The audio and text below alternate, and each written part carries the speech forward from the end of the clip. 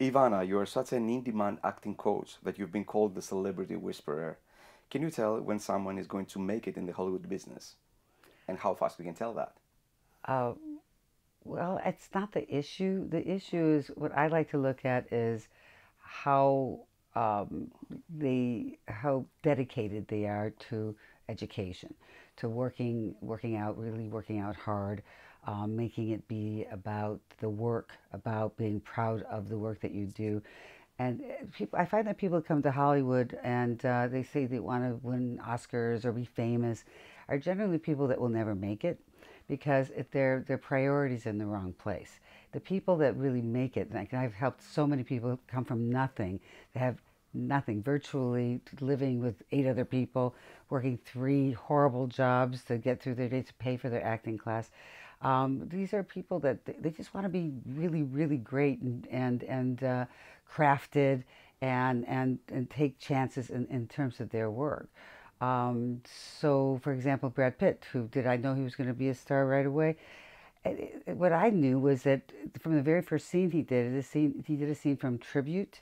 It's a play, and he really had good instincts, but more importantly, he worked really hard, and he allowed all that hard work. He was like one of those people that I say you have to rehearse 6 to 8 hours a week. Well, he always wanted to rehearse 2 to 3 hours a day, to the point where other people would complain. His scene partners would complain that he wanted to rehearse too much, and he became a star, and he didn't care about becoming a star. And the people that wanted to become a star wanted to work less and not really put the time in and really be tenacious about the work and the craft is people that you never ever will ever hear of. So it doesn't really matter. Like if I can tell, I want people to feel belief in themselves. If you believe in yourself, you work really hard, you take risks, you make bold choices in the inner choices that you make, as well as the choices you make in terms of the roles that you take on, then you will have that will happen for you. You have been quoted as saying people pleasers never win. How does that play out in film acting?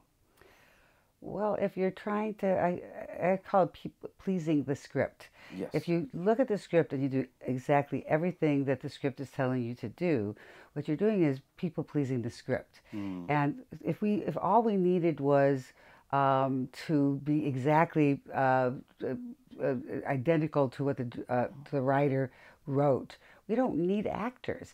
We just put the script on the screen and read the script because that's all you're doing anyway. We need actors to plump it out, give three-dimensionality to the flatness of paper. And so if I'm going after something from a place of my own needs, my own purpose, my own drive that comes from the hurt and pain of and fear and fears and insecurity of my life, and bringing that to bear, all kinds of interesting quirks and interesting behavior is going to come from that creates a unique and special and dynamic performance that people can relate to because it's fearless. It's fearless to really not care what other people think. And in order for me to feel like an audience member that I want to watch this, I want to watch someone who takes the worst of fear, the worst of insecurities and pain and trauma and drama, and they say, you know what? I'm going to do something with this. I am going to like use this not to self-destruct with, but rather to construct with the pain, use this as a powerful fuel to overcome and win with, and therefore creating a dynamic journey that isn't on the page. You know, it is Exactly. something you brought to it. And so people pleasing in any form whatsoever is a turnoff. It's a turnoff to the casting director, producer to cast you. It's a turnoff to your audience, The media? um, and to the person you want to date. Mm. You're right. You have coached some incredible talents, including Brad Pitt, Charlize Theron, Jim Carrey, Jared Leto, Beyonce, James Franco. What similar character traits do all these actors have that makes them successful? It's really all about the equation for success in any business is work ethic, and really education, work ethic, not thinking about like 7 days a week. Sometimes I work 7 days a week, sometimes 16-hour days every week. Even when I go on vacation, I call it earning the tequila. What I'll do is like before I go to the beach, I'll get on the phone and I will do coachings, and I earn the right of my vacation.